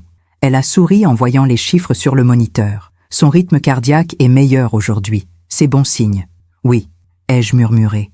À 16 heures précises, 2 ambulanciers sont arrivés avec un brancard. Le docteur Mercier était avec eux, tenant une pochette de documents. Transfert vers la clinique Sainte-Anne, a-t-il annoncé à l'infirmière de garde. Rééducation neurologique intensive. L'infirmière a hoché la tête, a signé un formulaire. Bonne chance, Madame Beaumont, a-t-elle dit doucement en regardant la vieille dame immobile sur le brancard. Les ambulanciers ont détaché les perfusions, ont débranché les moniteurs. Puis, ils ont roulé le brancard vers l'ascenseur. Je les ai suivis, mon sac à la main, le cœur battant. Dans l'ascenseur, alors que les portes se refermaient, Madame Beaumont a ouvert les yeux et m'a regardé. « Merci », a-t-elle murmuré. « Ne me remerciez pas encore », ai-je répondu. Nous ne sommes pas encore en sécurité. L'ambulance nous a emmenés à travers Paris. Les rues grises, les immeubles haussmanniens, les cafés bondés. La vie normale continuait, indifférente à notre drame. La clinique Sainte-Anne était un bâtiment moderne, discret, entouré d'un jardin bien entretenu. Le docteur Mercier nous attendait à l'entrée. Il a guidé les ambulanciers vers une chambre au 3e étage. Une chambre spacieuse, lumineuse, avec vue sur les arbres. « Ici, vous serez en sécurité », a-t-il dit à Madame Beaumont. « Personne ne peut entrer sans autorisation. Pas même la famille. »« Et les analyses ?» a demandé Maître Delorme. « Je les ai lancées ce matin. Résultat demain en fin de journée. Si nous trouvons ce que je pense, nous aurons toutes les preuves nécessaires pour porter plainte. » Le soir est tombé sur Paris. J'étais assise dans la chambre de Madame Beaumont, regardant les lumières de la ville s'allumer une à une. Elle dormait, vraiment cette fois. Un sommeil paisible, sans perfusion, sans machine qui bipait. Mon téléphone était toujours éteint. Je ne voulais pas parler à Sylvestre. Pas encore. Je ne savais même pas quoi lui dire. Ton fils et ta belle-fille ont essayé de tuer une vieille dame pour son argent. Comment prononce-t-on ces mots ? Comment regarde-t-on son enfant en face après avoir découvert ça ? Maître Delorme est entré vers 20h avec des documents sous le bras. J'ai préparé le Nouveau Testament. Madame Beaumont pourra le signer demain matin, devant témoins. Elle lègue tout à une fondation caritative. Odélia n'aura rien. Et si elle conteste, elle ne pourra pas. Pas avec les preuves que nous aurons. Et puis, il m'a regardé gravement. Il y a autre chose. J'ai fait des recherches cet après-midi sur Odélia Mercier. Qu'avez-vous trouvé ? Il a ouvert une pochette, en a sorti plusieurs documents imprimés. Odélia n'est pas sa petite fille biologique. Le monde s'est arrêté. Quoi ? Isabelle et Grégoire Mercier, les parents d'Odélia, sont morts dans un accident de voiture en octobre 2017. C'est vrai. Mais Odélia n'était pas leur fille. Elle était leur nièce, la fille du frère de Grégoire, décédée en 2005. Isabelle et Grégoire l'avaient adoptée légalement en 2008, quand elle avait 13 ans. Madame Beaumont sait ça ? Oui, elle me l'a dit ce matin, mais elle pensait que ça n'avait pas d'importance. Odélia était devenue la fille d'Isabelle, donc sa petite-fille, légalement parlant. Mais pourquoi me dites-vous ça ? Maître Delorme a sorti un autre document. Parce que j'ai trouvé le dossier d'adoption. Et dans ce dossier, il y a un rapport psychologique réalisé quand Odélia avait 14 ans, en 2009. Il m'a tendu le document. J'ai lu. Et mon sang s'est glacé. Comportement manipulateur, absence d'empathie, mensonge compulsif, tendance sociopathique. J'ai levé les yeux vers Maître Delorme. Mon Dieu, ce rapport a été enterré. Les parents adoptifs voulaient lui donner une chance. Ils l'aimaient. Mais maintenant, tout prend sens. Pendant que je raconte tout cela, je me demande d'où vous m'écoutez. Écrivez le nom de votre ville en commentaire. Cette nuit-là, je n'ai pas dormi une seule seconde. J'étais assise dans le fauteuil de la chambre de la clinique Sainte-Anne, le rapport psychologique d'Odélia, posé sur mes genoux, le relisant encore et encore, comme si les mots allaient soudainement changer de sens. Comportement manipulateur, absence d'empathie, mensonge compulsif, tendance sociopathique. Ma belle-fille, la femme que mon fils avait épousée, la femme que j'avais accueillie dans ma famille avec tendresse. Elle était un monstre depuis l'enfance. Comment Sylvestre n'avait-il rien vu? Ou pire, avait-il vu et choisi de fermer les yeux? À 6 heures du matin, Madame Beaumont s'est réveillée. Elle m'a regardé et a compris immédiatement que quelque chose n'allait pas. Vous n'avez pas dormi? Non. À cause du rapport? Vous le saviez? Que les parents adoptifs d'Odélia avaient consulté un psychologue? Elle a hoché la tête faiblement. Isabelle, ma fille, m'en avait parlé. Une seule fois. C'était en 2010, 1 an après l'adoption. Nous prenions le thé dans mon salon. Elle était fatiguée, préoccupée. Elle m'a dit qu'Odélia était différente, qu'elle ne semblait jamais vraiment heureuse ou triste, qu'elle jouait des émotions comme on joue un rôle au théâtre. Et qu'avez-vous répondu? J'ai dit que c'était normal, qu'une enfant qui avait perdu ses vrais parents si jeune, le père d'Odélia est mort dans un accident du travail en 2005, quand elle avait 10 ans, pouvait développer des mécanismes de défense. J'ai dit à Isabelle de lui donner du temps, de l'amour. Mais ça n'a pas fonctionné? Non. Odélia a grandi en devenant plus habile à masquer ce qu'elle était vraiment. Plus intelligente, plus dangereuse. Madame Beaumont a fermé les yeux, épuisée par cette conversation. Isabelle et Grégoire sont morts en 2017. Odélia avait 22 ans. Elle venait de terminer ses études à Sciences Po. Elle pleurait à leurs funérailles. Des larmes magnifiques. Tout le monde la trouvait si courageuse, si forte. Mais moi, j'ai vu quelque chose d'autre dans ses yeux. Quoi? Du soulagement. À 9 heures, Maître Delorme est arrivé avec 2 témoins, un autre notaire et une greffière, pour la signature du Nouveau Testament.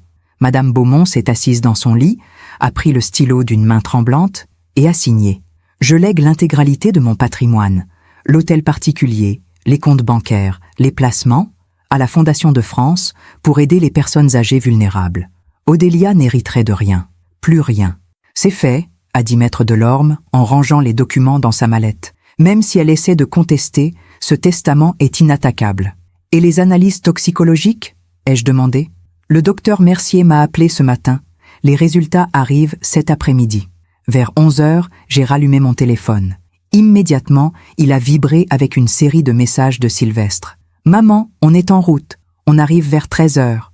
On passe à l'hôpital voir grand-mère. Tu es où? Tu ne réponds pas ?»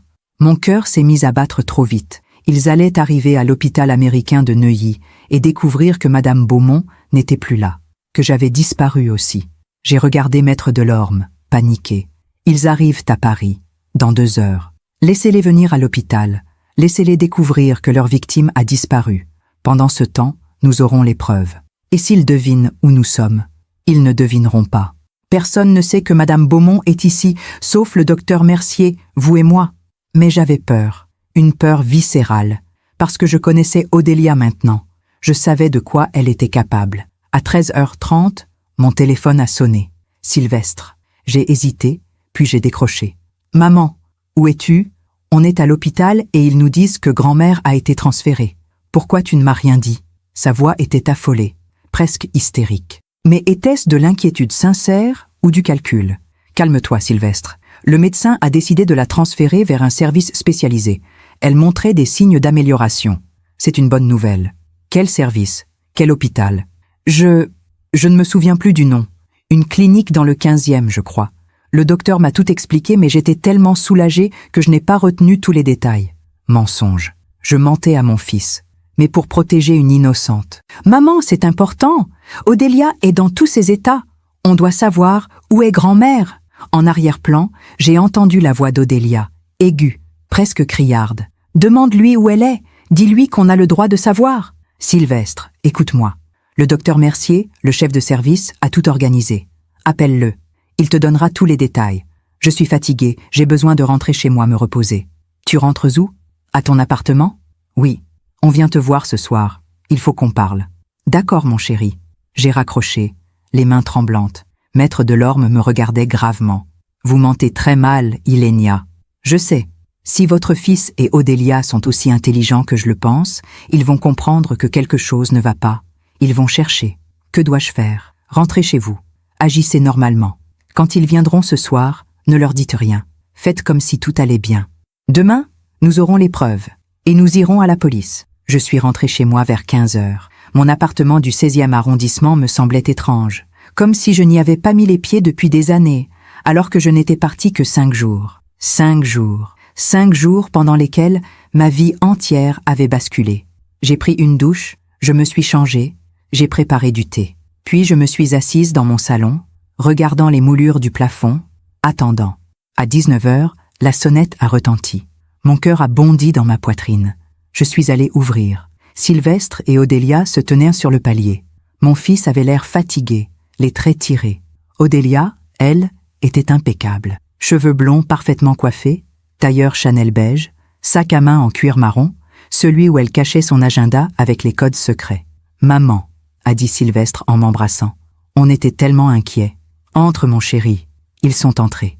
Odélia m'a embrassée aussi, 2 bises froides, mécaniques. J'ai senti son parfum, Chanel 925, et j'ai eu envie de vomir. « Asseyez-vous, je vous fais du thé. »« Non merci », a coupé Odélia, la voix tendue. « Nous voulons juste comprendre ce qui s'est passé. Pourquoi grand-mère a été transférée sans qu'on soit prévenu ? Le docteur Mercier a dit que c'était une décision médicale urgente. »« Mais vous étiez là ?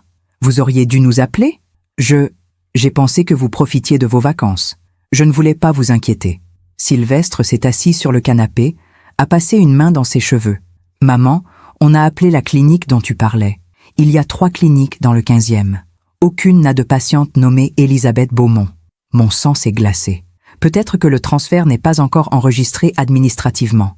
Ces choses prennent du temps. Odélia m'a regardé. Vraiment regardé. Ses yeux étaient froids, calculateurs, et j'ai su, à cet instant, qu'elle savait que je mentais. « Ilenia », a-t-elle dit lentement. « Où est ma grand-mère ?»« Je vous l'ai dit, dans une clinique. »« Laquelle ?»« Je ne me souviens plus du nom exact. Vous ne vous souvenez plus. » Elle a souri. Un sourire glacial. « C'est étrange, non, Sylvestre ? Ta mère a passé 5 jours à l'hôpital, elle accompagne un transfert médical important et elle ne se souvient pas du nom de la clinique ?» Sylvestre me regardait maintenant avec suspicion. « Maman, qu'est-ce qui se passe ? » « Rien. Je suis fatiguée.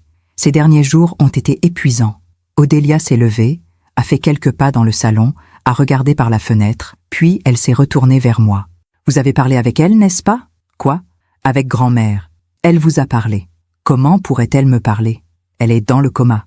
Elle n'a jamais été dans le coma. » Les mots sont tombés comme des pierres. Sylvestre s'est levé d'un bond. « Odélia, qu'est-ce que tu racontes ?» Mais Odélia ne le regardait pas. Elle me fixait, les yeux rétrécis. « Vous savez, n'est-ce pas ? Elle vous a tout raconté.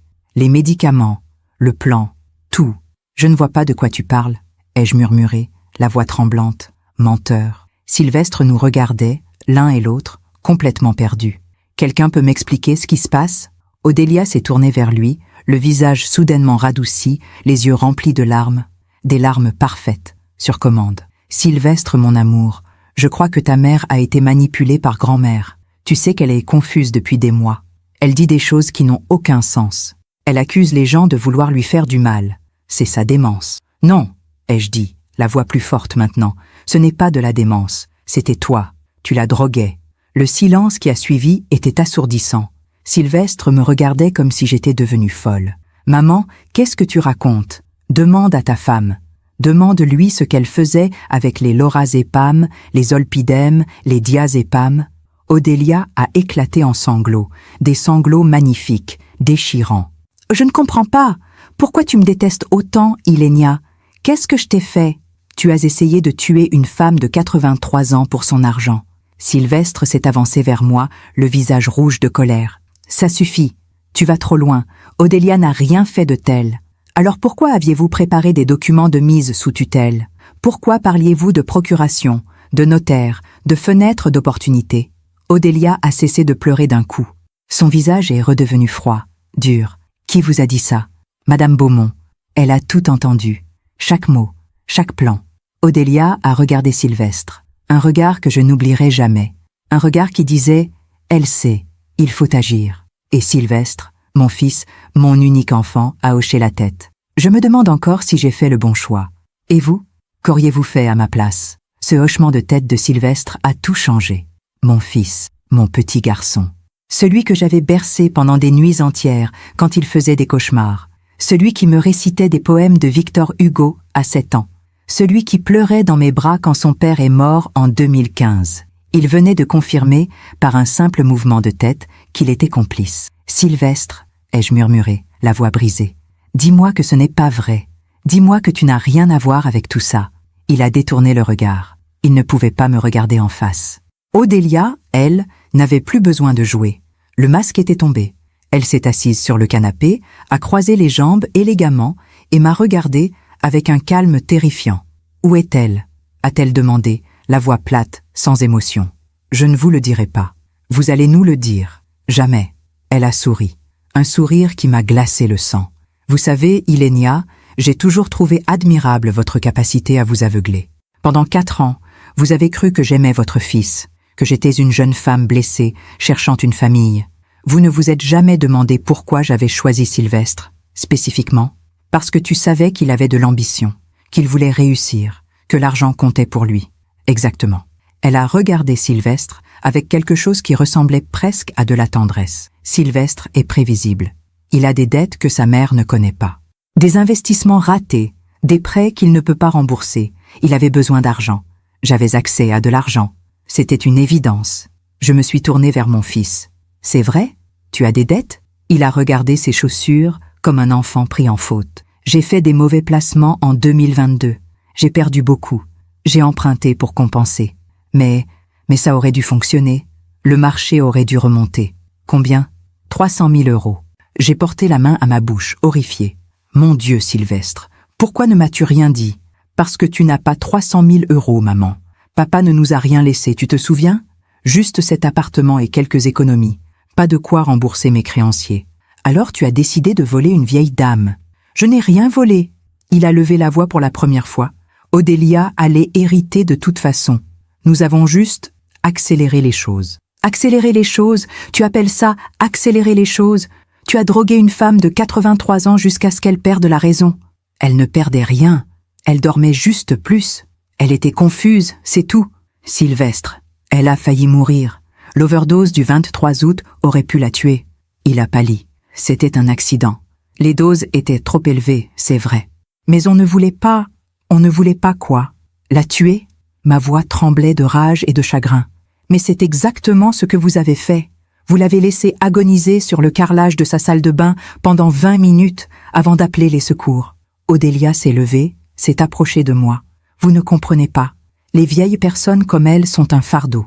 Elles vivent trop longtemps. Elles occupent des maisons immenses pendant que les jeunes générations crèvent dans des studios de 20 mètres carrés. Ce n'est pas juste. Ce n'est pas juste? J'ai reculé, dégoûtée. Tu parles de justice? Toi qui as manipulé tout le monde depuis que tu es enfant? Elle a incliné la tête, curieuse. Ah, vous avez trouvé le rapport, celui de 2009. Oui, comportement manipulateur, absence d'empathie, tendance sociopathique. Tes parents adoptifs le savaient. Ils ont essayé de t'aider. Et toi, tu les as tués. Sylvestre a sursauté. Quoi? Odélia? De quoi elle parle? Odélia a ri. Un rire léger, cristallin, complètement déconnecté de la réalité. Oh, Sylvestre, ta mère pense que j'ai provoqué l'accident de mes parents. C'est adorable. Ce n'est pas vrai? Ai-je demandé. Qui sait? Elle a haussé les épaules. Peut-être que j'ai manipulé mon père pour qu'il conduise trop vite, peut-être que j'ai saboté les freins, ou peut-être que c'était vraiment un accident.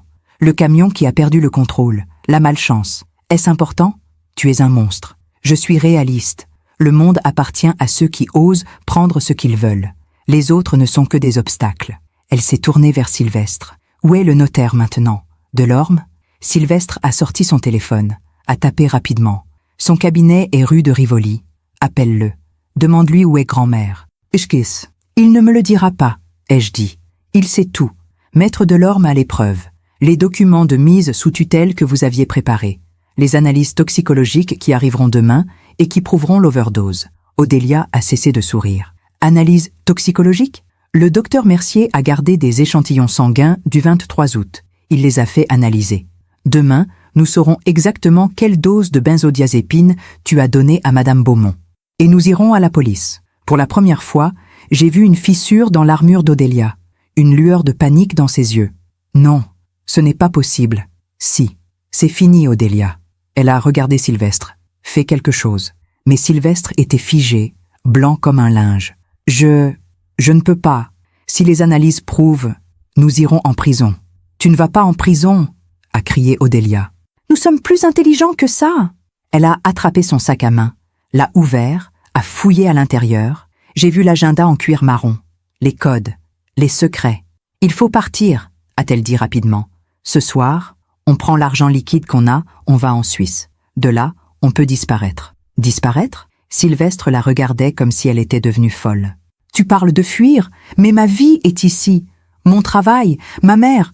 Ta mère vient de nous trahir. Je n'ai trahi personne, ai-je crié. J'ai protégé une innocente. Odélia s'est tournée vers moi, le visage déformé par la rage. Innocente, cette vieille chouette qui vivait dans un palais pendant que d'autres crevèrent dans la rue, elle ne méritait pas tout cet argent. Et toi, tu le mérites? Toi qui n'as jamais aimé personne de ta vie? Toi qui ne vois les gens que comme des outils? Elle a fait un pas vers moi, menaçante. Sylvestre s'est interposé.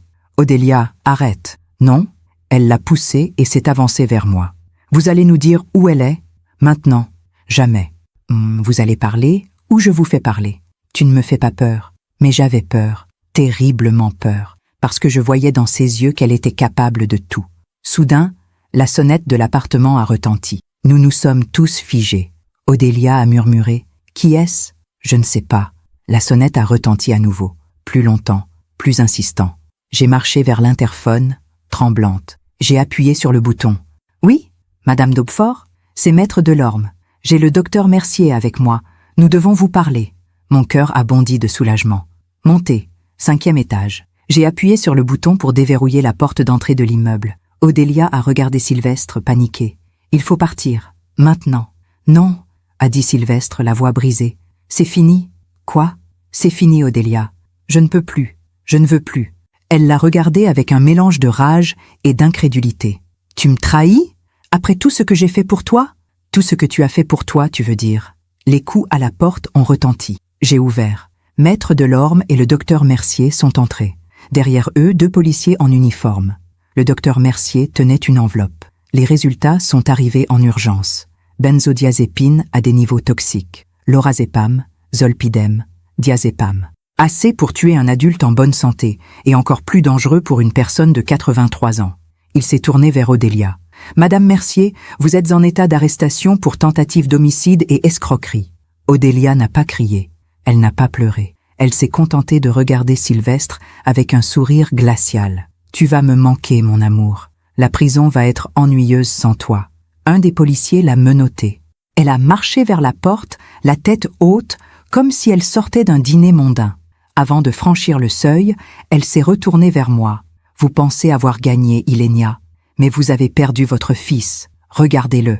Regardez ce qu'il est devenu. C'est votre échec. » Et elle est partie. Sylvestre s'est effondré sur le canapé, la tête entre les mains. Les policiers lui ont expliqué qu'il devait venir au commissariat pour témoigner, qu'il était impliqué, mais que sa coopération pouvait atténuer sa peine. Je me suis assise près de lui. J'ai posé ma main sur son épaule. « Sylvestre, ne dis rien, maman.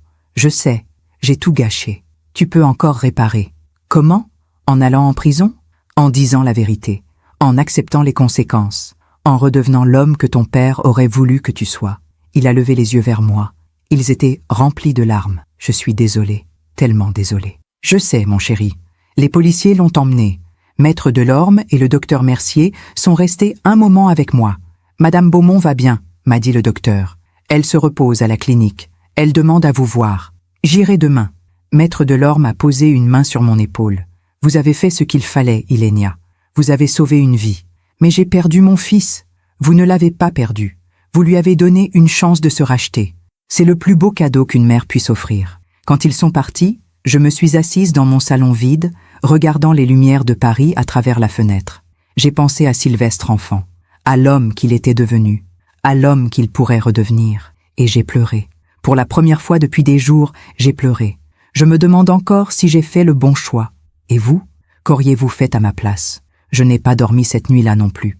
Comment aurais-je pu? Mon fils était au commissariat, interrogé sur sa participation à une tentative d'homicide. Ma belle-fille était en garde à vue, attendant d'être transférée en détention provisoire. Et moi, J'étais seule dans mon appartement, hantée par les mots d'Odélia. Vous avez perdu votre fils. C'est votre échec. Avait-elle raison? À 6 heures du matin, alors que le soleil se levait sur Paris, mon téléphone a sonné. Un numéro inconnu. Allô? Madame Daubefort? C'est le commissaire Beaujean, du commissariat du 16e arrondissement. Votre fils a terminé son audition. Il demande à vous parler. Il va bien? Physiquement, oui, mais je vous conseille de venir. 1 heure plus tard, j'étais assise dans une petite salle du commissariat, attendant. Les murs étaient d'un blanc sale. L'odeur de café froid flottait dans l'air. Puis, la porte s'est ouverte. Sylvestre est entré, escorté par un policier. Il avait les yeux rouges, le costume froissé, les cheveux en désordre. Il ne ressemblait plus du tout à l'homme ambitieux qui traversait Paris en costume 3 pièces. Il ressemblait à un enfant perdu. Le policier nous a laissés seuls. Sylvestre s'est assis en face de moi, les mains jointes sur la table. « Maman. » Sylvestre. Un long silence, puis il a parlé, la voix brisée. J'ai tout raconté. Chaque détail. Les médicaments, les doses, les conversations, le plan de mise sous tutelle. Tout. Tu as fait ce qu'il fallait. Je suis complice, maman. Le procureur dit que je risque 5 à 7 ans de prison. Peut-être plus. Mon cœur s'est serré, mais je suis restée calme. Tu paieras pour tes actes. C'est normal. Comment peux-tu être si froide? Je ne suis pas froide. Je suis brisée. Mais je ne vais pas te dire que tout va bien, que ce n'est pas grave. Parce que c'est grave, Sylvestre. Tu as participé à la torture d'une vieille dame sans défense. Il a fermé les yeux, les larmes coulant sur ses joues. Je ne sais pas comment j'en suis arrivée là. Au début, quand Odélia m'a parlé de l'héritage en 2023, je pensais juste qu'on attendrait, que grand-mère mourrait naturellement et qu'on hériterait. Mais elle était en si bonne santé. Elle aurait pu vivre encore 10, 15 ans. Et mes dettes, elles m'étouffaient. Pourquoi ne m'as-tu rien dit? J'aurais pu t'aider. On aurait pu vendre cet appartement, trouver une solution. Parce que j'avais honte. Il a levé la voix, puis s'est calmé. J'avais honte d'avoir échoué. Papa était un homme brillant. Il gérait l'argent avec intelligence. Et moi, j'ai tout perdu en quelques mois. Des placements stupides, de l'arrogance. Je croyais que je pouvais gagner rapidement, récupérer mes pertes. Mais j'ai juste creusé le trou. Alors tu as écouté Odélia. Elle était si convaincante. Elle disait que ce n'était pas vraiment du vol, puisque l'argent lui revenait de droit, que Madame Beaumont ne s'apercevrait de rien, qu'elle dormirait juste plus, qu'elle serait confuse et que les médecins diagnostiqueraient une démence naturelle. Personne ne saurait. Mais tu savais que c'était mal. Il a hoché la tête, les yeux baissés. Oui, je le savais. Chaque fois que je la voyais, chaque fois qu'Odélia lui donnait ses médicaments avec un sourire, je me détestais un peu plus. Mais j'avais trop peur de tout perdre. Mon travail, ma réputation, ma liberté, si mes créanciers portaient plainte. Et le soir du 23 août, quand elle a eu l'overdose, Sylvestre a pris une longue inspiration, comme s'il se préparait à confesser le pire. J'étais là, dans le salon. Odélia est montée voir si grand-mère dormait. Elle est redescendue 10 minutes plus tard et elle a dit « Elle est tombée. Je crois qu'elle ne va pas bien. »« Haute, et tu ne t'es pas précipitée en haut ?»« Non. Odélia m'a dit d'attendre. Elle a regardé sa montre. Elle a attendu exactement 20 minutes. Puis elle a appelé le SAMU, en pleurant, en jouant la petite fille paniquée. Et toi, tu es resté là, dans le salon, sachant qu'une femme agonisait à l'étage. Oui, sa voix n'était qu'un murmure. C'est le moment où j'aurais dû agir, où j'aurais dû appeler les secours immédiatement, où j'aurais dû dire la vérité. Mais je ne l'ai pas fait. Parce que j'étais lâche. J'ai fermé les yeux. Mon fils, mon petit garçon, un lâche. Que va-t-il se passer maintenant? Ai-je demandé. Le procureur dit que si je coopère pleinement, si je témoigne contre Odélia, ma peine pourra être réduite, peut-être 3 ans avec sursis partiel. Mais je perdrai mon travail, ma réputation, tout. Tu survivras. Les gens survivent à pire. Il m'a regardé, les yeux pleins d'espoir. Tu seras là? Quand je sortirai, tu seras encore là? Je serai toujours ta mère, Sylvestre. Mais notre relation ne sera plus jamais la même. Tu comprends ça? Oui. Je suis sortie du commissariat vers 11 heures. Le ciel était gris, lourd. Paris sentait l'automne. J'ai pris un taxi jusqu'à la clinique Sainte-Anne. Madame Beaumont était assise dans son lit, en train de lire le journal. Elle portait une chemise de nuit propre, ses cheveux blancs étaient coiffés. Elle avait repris des couleurs. Elle ressemblait à ce qu'elle devait être avant tout cela. Une femme élégante, digne, forte. « Ilénia » a-t-elle dit en me voyant entrer. « Comment allez-vous ?»« Je ne sais pas. Je me suis assise près d'elle. Elle a pris ma main, ce geste qui était devenu notre langage. Maître Delorme m'a tout raconté. L'arrestation, les aveux de Sylvestre. Il va aller en prison. Peut-être, mais il a fait le bon choix à la fin. Est-ce suffisant? Elle a serré ma main plus fort. Je ne sais pas. La rédemption n'efface pas les actes, mais elle ouvre un chemin vers le pardon. Pas le mien. Je ne sais pas si je pourrais pardonner ce qu'ils m'ont fait, mais peut-être le vôtre, et surtout, le sien envers lui-même. Nous sommes restées silencieuses un long moment, puis elle a dit « J'ai signé tous les papiers avec Maître Delorme. Mon Nouveau Testament est enregistré. Odélia n'aura rien. Tout ira à la fondation. Et j'ai aussi rédigé un document pour vous. Pour moi ?» Elle a sorti une enveloppe de sous son oreiller. « Ouvrez-la. » J'ai ouvert. À l'intérieur, il y avait un chèque. 50 000 €. « Madame Beaumont, je ne peux pas accepter... » « Si, vous pouvez. Et vous devez. Cet argent, c'est pour les frais d'avocat de Sylvestre, pour qu'il ait une vraie défense, pour qu'il ait une chance. Mais après ce qu'il vous a fait, il est votre fils. Et vous m'avez sauvé la vie. Je vous dois bien plus que 50 000 €. Les larmes ont coulé sur mes joues. Cette femme, que mon fils avait torturée pendant des mois, offrait de l'argent pour le sauver. Pourquoi? Ai-je murmuré. Parce que la bonté doit toujours répondre au mal. Sinon, le mal gagne. Les semaines qui ont suivi ont été étranges, comme vivre dans un brouillard. Sylvestre a été libéré sous contrôle judiciaire en attendant le procès, prévu pour février 2025. Il a perdu son emploi, bien sûr. Ses anciens collègues ne répondaient plus à ses appels. Ses amis s'éloignaient.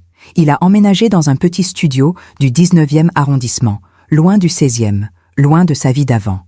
Je lui rendais visite une fois par semaine. Nous ne parlions pas beaucoup. Que dire? Mais je venais. Parce que c'était mon fils. Odélia, elle, refusait de coopérer. En détention provisoire, elle niait tout.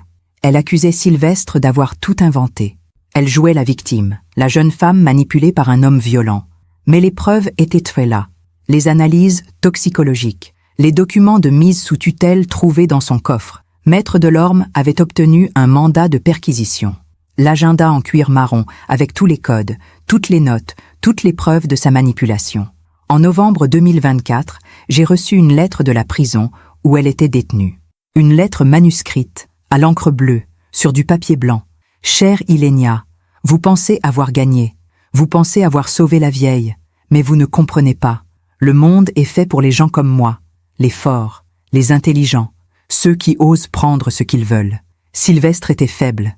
Il m'a trahi, mais je ne le regrette pas. Il m'a servi tant qu'il le fallait. Vous aussi vous êtes faible. Vous vous accrochez à des principes inutiles, l'amour maternel, la morale, la justice. Ces choses ne comptent pas. Un jour je sortirai, peut-être dans 5 ans, peut-être dans 10, et je recommencerai. Parce que c'est ce que je suis, et rien ne changera ça. Odélia, j'ai brûlé cette lettre dans l'évier de ma cuisine. Je l'ai regardée se consumer, les mots disparaissant en cendres. Elle avait tort. Le monde n'appartient pas aux monstres. Il appartient à ceux qui choisissent de résister, même quand c'est douloureux, même quand c'est contre leur propre sang. En décembre, Madame Beaumont est rentrée chez elle. L'hôtel particulier avait été vidé des affaires d'Odélia. Les chambres avaient été repeintes. C'était un nouveau départ. Elle m'a invité à déjeuner un dimanche. Nous avons mangé dans sa belle salle à manger, sous le lustre en cristal que sa grand-mère avait acheté en 1920. « Je vais vendre la maison », m'a-t-elle dit. « Je ne peux plus vivre ici. Trop de souvenirs, trop de fantômes. Où allez-vous aller? Dans le sud.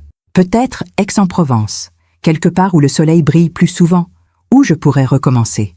Vous avez 83 ans. » Elle a souri. « Et alors? Il n'y a pas d'âge pour recommencer. » Le procès d'Odélia a eu lieu en février 2025. J'y suis allée, assise au fond de la salle, regardant cette jeune femme blonde en tailleur gris parler avec calme au juge, niant tout, accusant Sylvestre, jouant son dernier rôle. Mais les preuves étaient accablantes. Les analyses toxicologiques, les témoignages, les documents. Le rapport psychologique de 2009 qui montrait qu'elle était déjà manipulatrice à 14 ans. Le verdict est tombé. 15 ans de prison pour tentative d'homicide et escroquerie en bande organisée. Quand on l'a emmenée, elle m'a regardé une dernière fois. Et elle a souri. Ce sourire froid, glacial, qui disait « Je ne regrette rien ». Sylvestre, lui, a été condamné à 3 ans de prison avec sursis partiel. 18 mois ferme, le reste en liberté conditionnelle. Il a pleuré en entendant la sentence. Puis, Il s'est tourné vers moi et a dit « Je suis désolé, maman. »« Je sais », ai-je répondu. Il est sorti de prison en août 2025. Amaigri, changé. Il avait 40 ans maintenant, plus tout à fait jeune, plus du tout naïf. Il a trouvé un travail modeste dans une petite entreprise de comptabilité. Il rembourse ses dettes lentement. Il vit dans son studio. Il me rend visite chaque dimanche. Nous prenons le thé ensemble. Nous parlons de choses sans importance. La météo, les livres que je lis, son travail. Parfois, il me demande « Tu penses que je peux me racheter ?» Et je réponds toujours « Pas en un jour, mais peut-être sur toute une vie. » Je me demande encore si j'ai fait le bon choix. Et vous, qu'auriez-vous fait à ma place? Septembre 2025, 1 an exactement après cette nuit à l'hôpital où tout avait basculé. J'étais assise sur un banc du jardin du Luxembourg, regardant les enfants jouer près du bassin. Le soleil automnal traversait les feuilles jaunissantes des marronniers. Paris sentait la rentrée, les livres neufs, les nouveaux départs. Mon téléphone a vibré. Un message de Sylvestre. « Maman, j'ai quelque chose à te dire. Je passe ce soir? Viens dîner. 19 h. » Il est arrivé avec des fleurs, des pivoines blanches, mes préférées. Il avait pris du poids, retrouvé des couleurs. Ses yeux n'avaient de plus cette ombre de culpabilité permanente. « Tu vas bien ?» ai-je demandé en préparant le thé. « Mieux. Mon patron m'a proposé une promotion. Responsable comptable. C'est merveilleux, mon chéri. » Il s'est assis, a posé les mains sur la table. Des mains qui avaient signé des documents de mise sous tutelle. Des mains qui avaient trahi, mais aussi des mains qui avaient finalement choisi la vérité. « J'ai reçu une lettre aujourd'hui, » a-t-il dit, « de la prison. Mon cœur s'est serré. » Odélia? Oui, elle veut que j'aille la voir. Elle dit qu'elle a besoin de me parler. Tu vas y aller? Il a secoué la tête. Non, cette partie de ma vie est terminée. Je ne veux plus entendre sa voix. Je ne veux plus voir son visage. Elle m'a détruit, maman. Mais c'est moi qui l'ai laissé faire. Tu as appris. J'apprends encore, chaque jour. Nous avons dîné tranquillement. Une quiche, une salade, du vin blanc, des choses simples, vraies. Vers 21 h, alors qu'il s'apprêtait à partir, il m'a dit « Madame Beaumont m'a écrit aussi. » Vraiment? Elle est installée à Aix-en-Provence. Elle dit qu'elle a trouvé la paix, qu'elle me pardonne. Comment te sens-tu? Je ne mérite pas son pardon, mais je le prends, et j'essaie de m'en montrer digne. 2 semaines plus tard, j'ai reçu un colis, une grande enveloppe Kraft, postée d'Aix-en-Provence. À l'intérieur, une photo. Madame Beaumont devant une petite maison provençale aux volets bleus, un jardin fleuri derrière elle. Elle souriait, un vrai sourire, celui d'une femme qui avait survécu, et une lettre manuscrite. « Chère Ilénia, je pense souvent à vous, à cette nuit où vous avez choisi de me croire alors que tous les signes disaient que je mentais. À votre courage, à votre force, vous m'avez sauvé la vie. Mais plus que ça, vous m'avez rappelé qu'il existe encore des gens bons dans ce monde. Des gens qui choisissent la vérité même quand elle fait mal. Votre fils paiera pour ses erreurs. Il en paie déjà le prix. Mais il a une mère qui l'aime assez pour ne pas l'abandonner tout en refusant de cautionner ses actes. C'est rare, c'est précieux. Quant à Odélia, les journaux disent qu'elle se comporte en détention comme si elle était en vacances. Aucun remords, aucun regret. Certaines personnes ne changeront jamais, mais nous ne sommes pas responsables de leur choix. Seulement des nôtres. Je commence une nouvelle vie ici. J'ai 64 ans. Non, 84. Je me trompe encore parfois avec les chiffres, un reste des médicaments sans doute. Mais mon esprit est clair, mon cœur est léger. Je suis libre. Venez me voir quand vous voulez. Ma porte vous est toujours ouverte, avec toute mon affection, Elisabeth. Décembre 2025. Noël approchait. J'ai invité Sylvestre à dîner. Il est venu seul, bien sûr. Plus de femmes élégantes à son bras. Plus de mensonges dorés. Nous avons mangé dans la cuisine, comme autrefois quand il était enfant. Du poulet rôti, des pommes de terre, simple, honnête. Tu te souviens? Ai-je dit. Quand tu avais 7 ans et que tu m'as menti sur une mauvaise note à l'école, tu l'avais découvert. Évidemment, les mères savent toujours. Et tu m'avais dit, la vérité peut faire mal, mais le mensonge fait pire. Il détruit la confiance. Je le pense toujours. Moi? Il m'a regardé, les yeux brillants. Je peux reconstruire la confiance, maman? Oui, un jour à la fois, un geste à la fois, une vérité à la fois. Tard ce soir-là, seul dans mon salon, j'ai pensé à tout ce qui s'était passé. L'hôpital, la révélation, le choix, la trahison, la rédemption. Odélia purgeait sa peine à Fleury-Mérogis. 15 ans qui deviendraient peut-être 12 avec bonne conduite. Mais bonne conduite pour elle signifiait seulement bien jouer le rôle. Sylvestre reconstruisait sa vie, brique par brique. Madame Beaumont avait trouvé la paix dans le Sud. Et moi, j'avais appris qu'aimer quelqu'un ne signifie pas cautionner ses erreurs, que la justice peut être cruelle mais nécessaire, que parfois, sauver quelqu'un signifie le laisser tomber. Les mots que j'avais entendus dans cette chambre d'hôpital avaient glacé mon sang, mais ils avaient aussi sauvé une vie. La vie d'une femme de 84 ans qui méritait de finir ses jours en paix, et peut-être aussi l'âme de mon fils. Je me demande encore si j'ai fait le bon choix. Et vous, qu'auriez-vous fait à ma place? Janvier 2025, le début d'une nouvelle année. J'étais assise dans mon salon, une tasse de thé à la main, regardant la neige tomber doucement sur Paris. Dehors, la ville était silencieuse, comme endormie sous un drap blanc. Mon téléphone a sonné. Madame Beaumont. Ilenia, bonne année. Bonne année, Elisabeth. Nous nous appelions par nos prénoms maintenant. L'épreuve nous avait rapprochés d'une manière que ni elle ni moi n'aurions pu imaginer. Je voulais vous remercier. Encore. Toujours. Vous m'avez déjà remercié 100 fois. Et je vous remercierai 100 fois encore. Vous m'avez donné une seconde vie. Vous vous l'êtes donnée vous-même, en choisissant de survivre, de résister. Un silence doux, complice. Comment va Sylvestre? A-t-elle demandé. Il avance. Lentement. Mais il avance. C'est tout ce qu'on peut demander. Ce soir-là, j'ai écrit une lettre. Pas pour l'envoyer. Juste pour moi. Pour fermer un chapitre. Cher Sylvestre, si tu lis ceci un jour, c'est que je ne serai plus là. Je veux que tu saches quelque chose. Ce que tu as fait était impardonnable. Mais tu es pardonnable.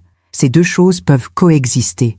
Tu as fait le pire. Puis tu as fait le mieux que tu pouvais avec les ruines que tu avais créées. Tu as dit la vérité. Tu as accepté les conséquences. Tu as choisi le difficile chemin de la rédemption. Je suis fier de ce choix. Pas de ce que tu as fait avant. Jamais. Mais de ce que tu fais maintenant. La vie t'a donné une seconde chance. Ne la gâche pas. Je t'aimerai toujours, même quand je ne serai plus là pour te le dire. Ta maman. Février 2025. 1 an et demi après cette nuit à l'hôpital. J'ai reçu une dernière lettre d'Odélia. Je ne l'ai pas ouverte. Je l'ai brûlée directement, sans même regarder l'écriture. Certaines voix ne méritent pas d'être entendues. Mars 2025. Le printemps approchait. Sylvestre et moi marchions dans le jardin du Luxembourg, là où tout avait commencé dans mes souvenirs de mère. Lui enfant, courant entre les arbres, riant. « Tu te souviens de cet endroit ?»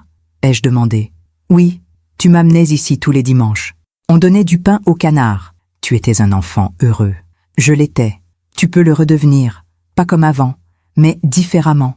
Mieux. » Il m'a regardé avec quelque chose qui ressemblait à de l'espoir. « Tu crois vraiment ?»« Oui, parce que tu as compris quelque chose qu'Odélia ne comprendra jamais. Quoi?